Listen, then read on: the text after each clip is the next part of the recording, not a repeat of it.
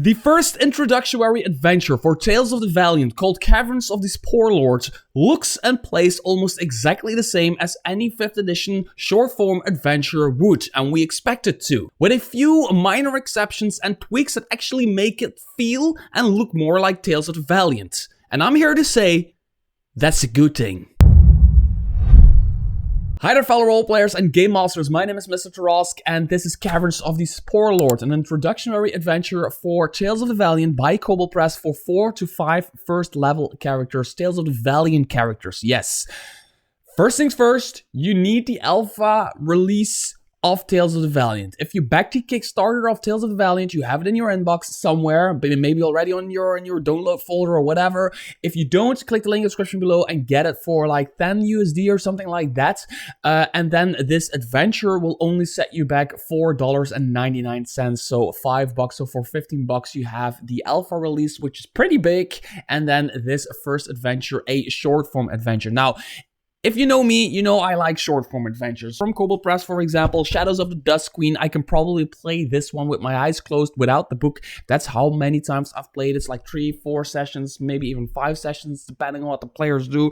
There's Warriors of Sahanine is another adventure that I really like, really worth just mentioning as a short-form adventure because I really love those. And Caverns of the Spore Lord is just that, but for Tales of the Valiant. Now, as a reviewer, I'm going to be completely honest with you guys. First of all, I gotten this from Kobold Press for free. So I didn't pay for this. And I haven't played it yet. Ran it for my players yet. But it looks and feels for me exactly like a 5th edition adventure.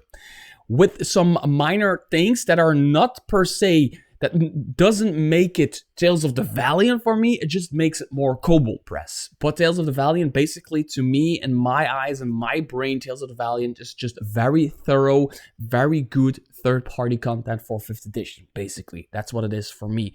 It's his own RPG, but that is more in like what creatures they use, what traps they use, and the way they tell their stories than per se the rules, because the rules are... They rely heavily on 5th edition with some minor and some major tweaks that were bound to happen with 5th edition, and Kobold Press just does a really good job on that, right? So as you can see, Caverns of the Spore Lord, for me it reminds me of like a mix, a really weird mix between funky as fuck fantasy storytelling and The Last of Us. As you can see, there's these fungus-like zombies running after this totally innocent fungi creature who's running from them.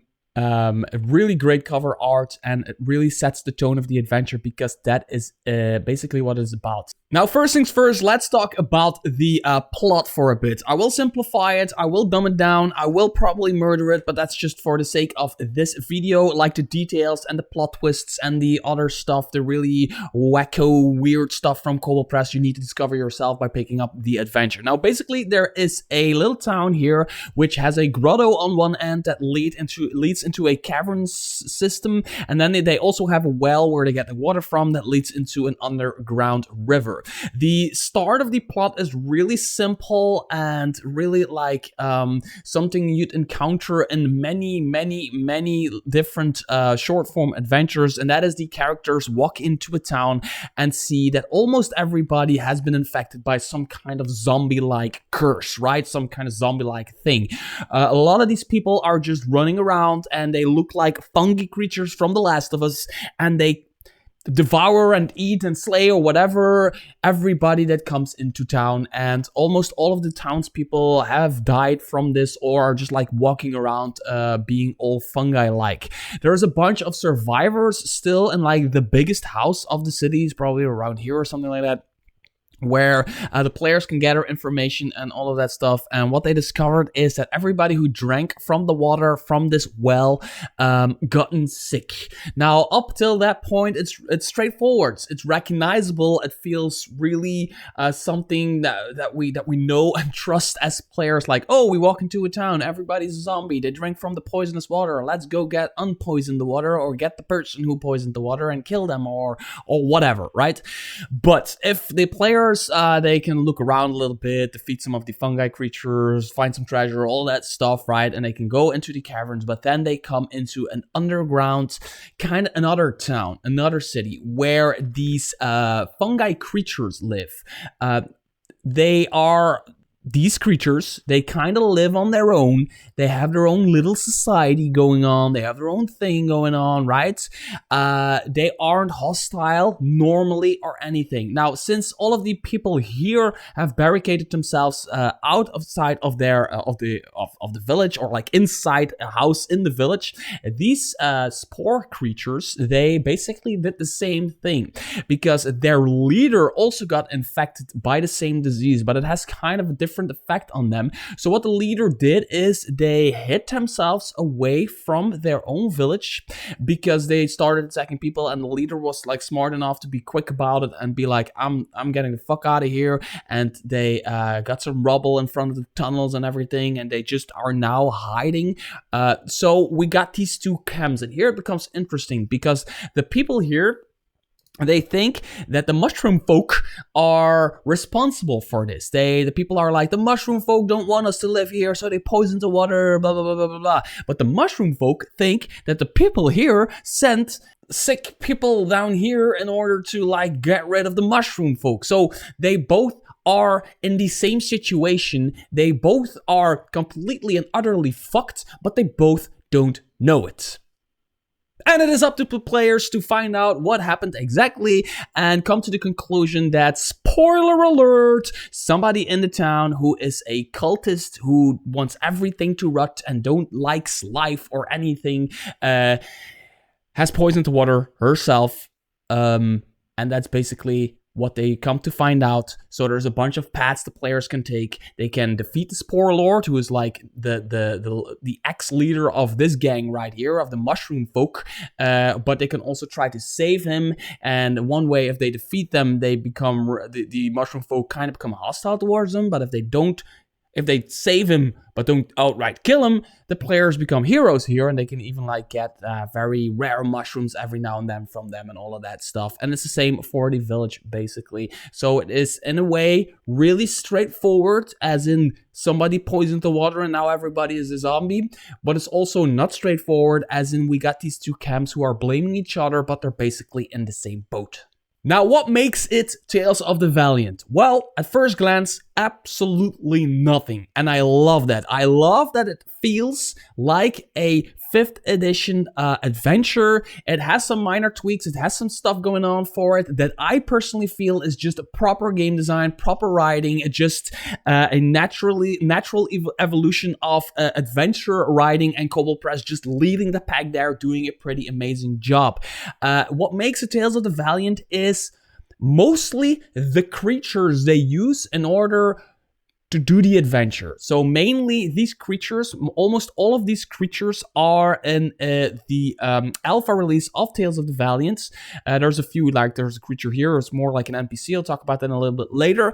But all of these are in the Tales of the Valiant alpha release, meaning that the main bulk of this adventure is of these creatures are Tales of the Valiant creatures, which makes them harder to defeat.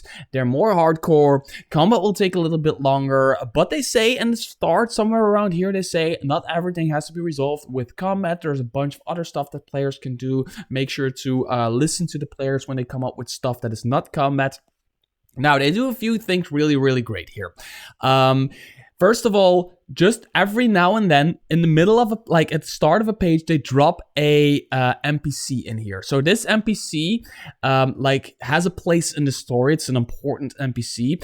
It's the bad guy. It's the bad guy. Well, it's the bad she, her, right? Yeah, it's the bad girl, bad woman, whatever. She's bad because she has a jar full of poisonous stuff that she put in the water in order to kill everybody and turn them into fungi creatures.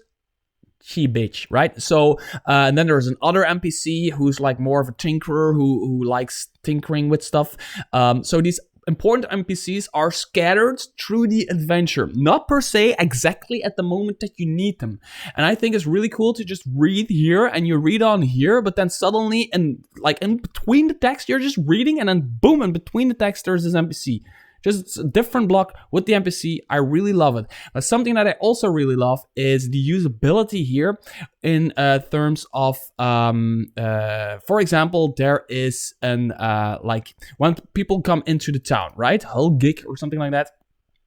You have the read out loud text. We all know and love this. We all know this from 5th edition or other tabletop RPGs where you have the read out louds after bright paint on the houses, Hamlet scene, right? But you also have a bunch of keywords right here that you can give to your players, but also for you as a game master, you can glance over this to kind of keep in the back of your head while like a person is talking. You just revert your eyes to those little bits of text, and then you look back at them and you just have like eerie silence and empty streets, bead-eyed crows roast on the eaves of colorful houses. Okay, boom. Okay, I got this setting in my head. Boom. And it's just a few words, keywords that set the scene before you even do the read out loud text, which is really, really, really, really powerful.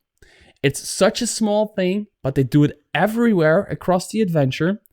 It really, really works.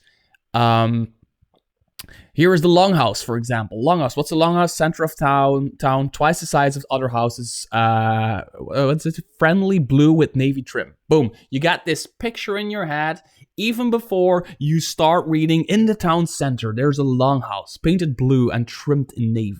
Well-dotted paths lead to this place, but you as a dungeon master already have this thing in your head. You're already building a scene in the back of your head seconds before you do the read out loud text, so you have a better chance as a dungeon master to portray the scene and the feeling of the scene to your players, if I'm making any sense at all. I love this. I don't know if it was supposed to be as important as it is, or maybe it was just an afterthought of somebody at Kobold Press was like, hey, let's put those things in there. But for me, thank you so much. I love it. I absolutely love it. Other stuff they do really well is stuff like this, right? Instead of, you have read this once, right? Let's say you read this once when you're preparing your game, but then suddenly they come up to the Longhouse and you don't want to read this entire thing again. You just want to know what strength check you should use in order to force down the door or slip through a window, which is a dexterity check.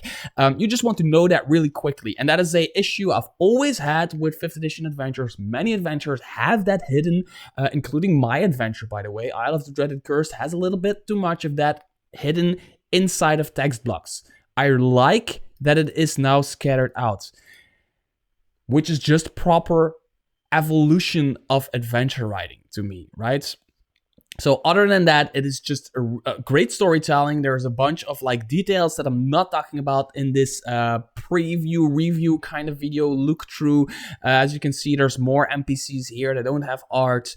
There's loot tables in here. There's more random encounter tables for if the characters are looking across town. They can bump into an injured owlbear, for example, or giant rats, or all of that stuff.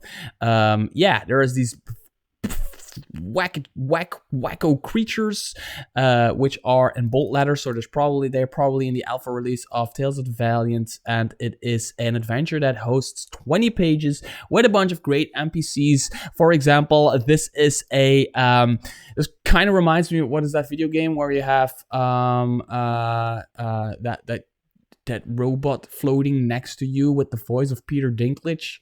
Is that Destiny? That's Destiny, right? So it kind of reminds me of that, because you get like his personality trait speaks in certainties, never guesses or estimates.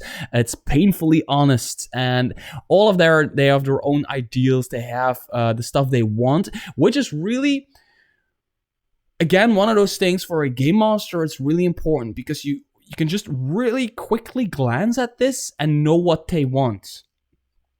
You can really quickly glance at this and what happens when people talk to them, right?